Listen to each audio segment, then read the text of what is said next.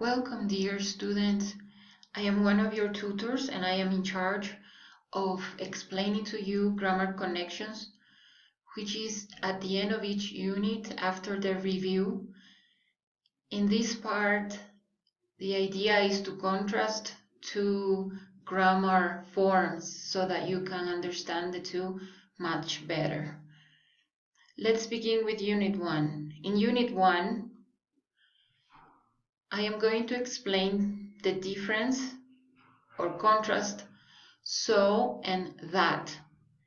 Here we have a conversation. My mom is pregnant. Do you think that babies really come from Paris? In this question, we really have two questions that are embedded. The first one is, do you think this? And the second question is, do babies really come from Paris? But the two are together, embedded, making up one whole question. What's the idea of that? That is introducing or incorporating the dependent clause or the second question into the main sentence, main question in this case. Then we have the answer. I don't think so. I do not think all that you are saying. So is replacing the noun clause. I don't think that babies really come from Paris. So is like a pronoun that is replacing the noun clause, which, as you already know, is that babies really come from Paris. So is replacing that whole thing. Let's continue with Unit 2.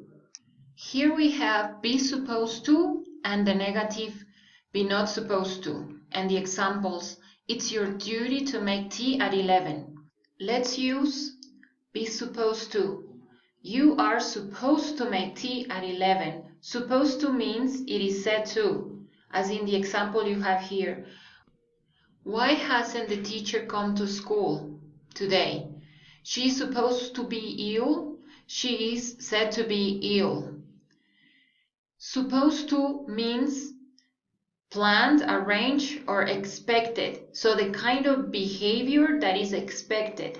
The exam was supposed to start at 10 o'clock, but the teacher was late. Now the negative. We don't allow smoking here. You are not supposed to smoke here.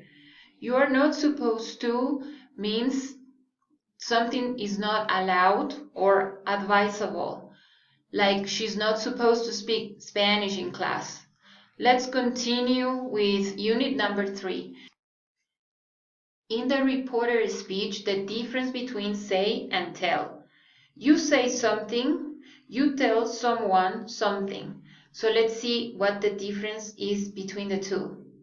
Let's take a look at the example. Lucy says, I can't go. That was her direct speech. And the friends reporting. Lucy said that she couldn't go.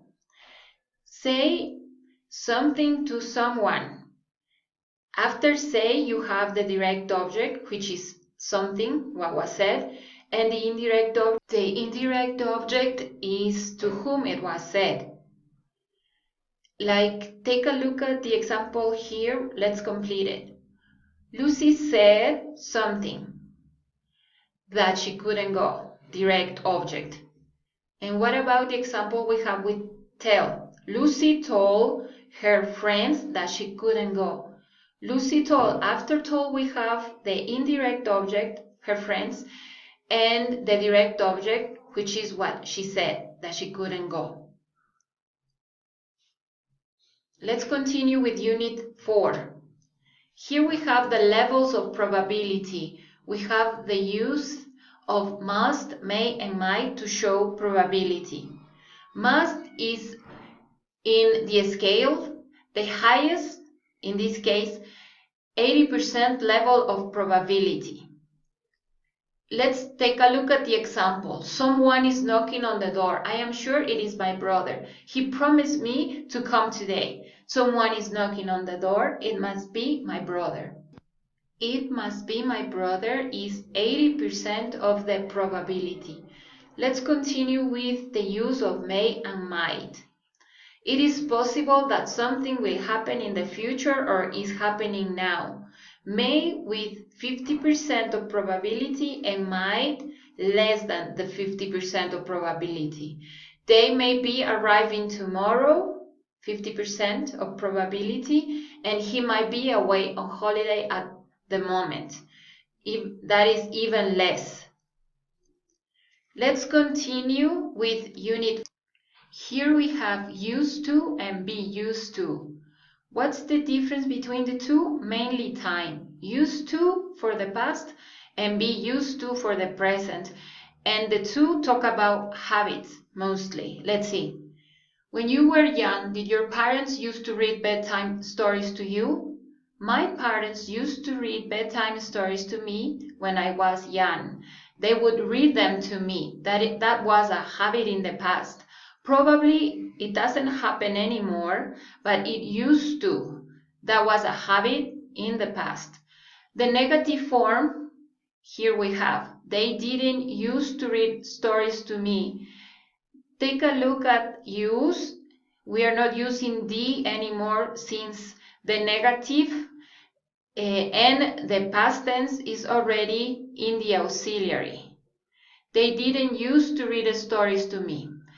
Did they used to read stories to me? The same happens with use here. The D is already in the auxiliary. Used to describes an action that did happen but doesn't happen now. What about be used to for the present? I am used to going to bed early. Means I am accustomed to doing that. To be used to in the present means like a habit in the present. It describes an action that is familiar to us or easy for us. I would like you to pay attention to the ing form after to.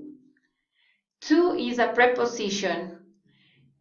Go is not a verb really. We have to use ing to make this verb a noun phrase. Noun phrases go after prepositions. A noun phrase is, in this case, indirect object or the object of the preposition to. So never forget to use ing after to in the expression to be used to. I am used to going to bed early. I am used to watching TV before going to bed. I am used to smoking, for example. Okay, that's all related to grammar connections from Unit 1 to 5, first bimester.